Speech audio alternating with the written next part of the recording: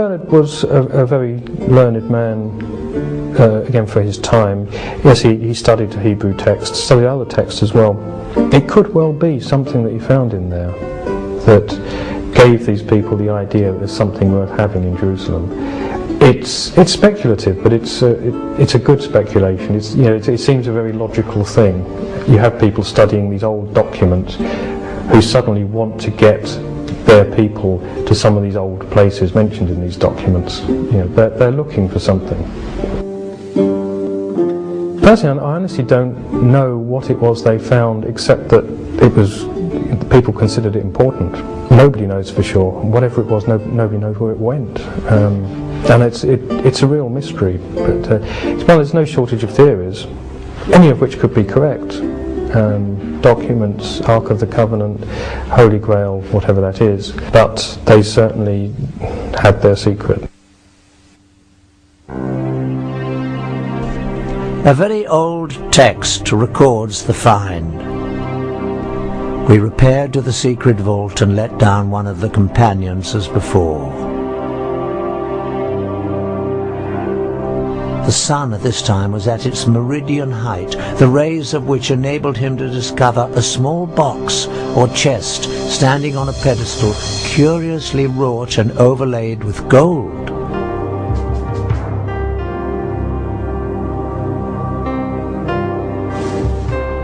He gave the signal of ascending, and it was immediately drawn out. We had brought it up for the examination of the Grand Council. Just what was in this small box that got the Templars so excited?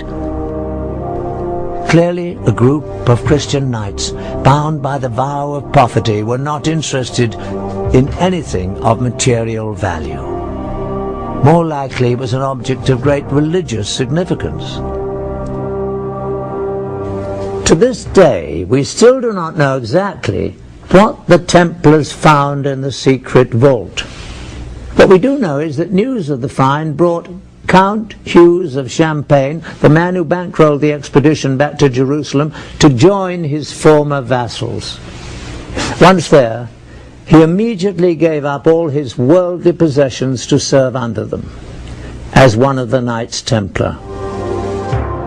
It was after this discovery that the Grand Master of the Templars visited the Pope, and with Saint Bernard's blessing, the Order of the Knights Templar was officially recognized by the Church.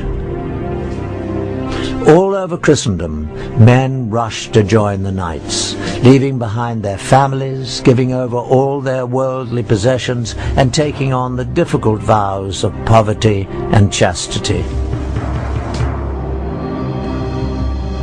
Vow of poverty actually is why they became wealthy, because anybody that joined the order, anyone that became a Templar Knight, had to give all their possessions to the order. And it became quite a prestigious thing for noble families to have some of their sons go into the Templar order, and of course any money and property they had would go into the coffers. Also, when the Pope endorsed the order, gave it his blessing, and said this is a good thing, anyone that wanted to impress the Pope donated land and money to this new order, and actually on a colossal scale. None of the individual knights were allowed to own anything, so that all this material, that land, castles, livestock, and just pure money that was just given to them as a gift, went towards the order.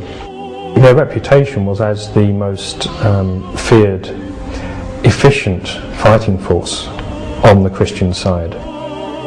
They were kind of the special forces of their time. Also because they were this mixture of monk and a soldier. The Knights Templar had quite a career after the Crusades. They basically took over Europe financially, dominating all of the major industries, especially that of money lending. They invented the modern checking system, and within a few years had all of Europe's kings indebted to them.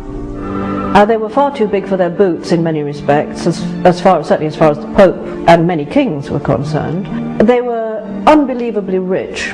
It seemed there was no stopping them, basically. Most historians believe that they got their comeuppance because of their wealth. Essentially, the French king who started the suppression of the Templars, Philip the Fair, essentially that he was jealous of their great wealth. And it is generally thought that he used accusations of blasphemy and sacrilege against them, but really he wanted their money. The charges against the Templars were blasphemy and sacrilege, and that they failed to observe the usual reverence for the church, but that was well known. There were sexual elements in the charges, but then there always are when you think about it in charges against heretical groups. They were accused of sodomy, of homosexual acts. They were accused of spitting and trampling upon the cross, of worshipping not just a bearded severed head, but in some extraordinary cases they were accused of worshipping the severed head of a cat. The Catholic Church got the confessions that it needed to suppress the Templars.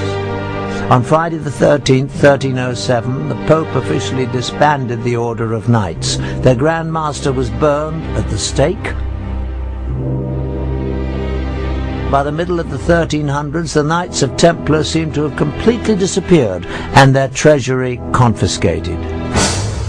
But could the richest and most powerful brotherhood on earth and all their wealth be rounded up and seized almost overnight?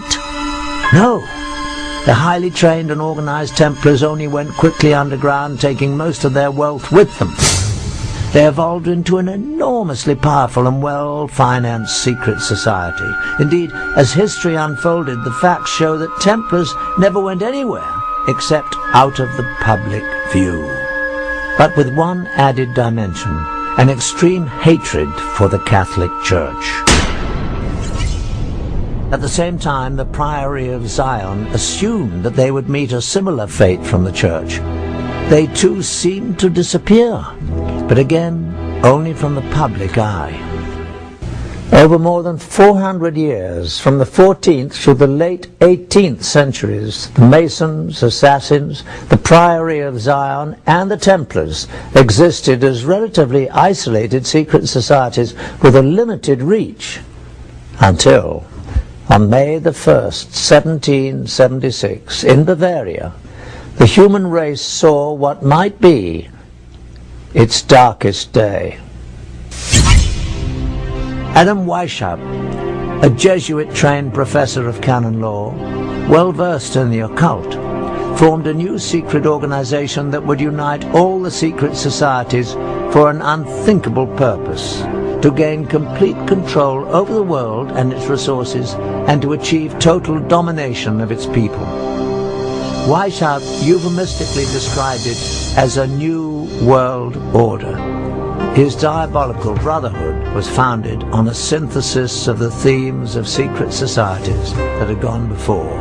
He skillfully combined Masonic secret rituals and knowledge, the Assassins' Islamic mysticism, killing arts, and use of hashish, the Priory of Zion's influential membership, and the Templars' wealth, power, military science, and vendetta against the Catholic Church. To that, he added his own knowledge of the occult. It was not an accident that he chose May the 1st, a very important date on the satanic calendar, for the founding of his society. The group was called the Illuminati. The public translation was intellectually inspired. But Weishaupt himself said in private that the word was derived from Lucifer and meant holders of the light. The official seal of the Brotherhood was a mystical, unfinished pyramid, and an eye above it with rays of light emanating in all directions.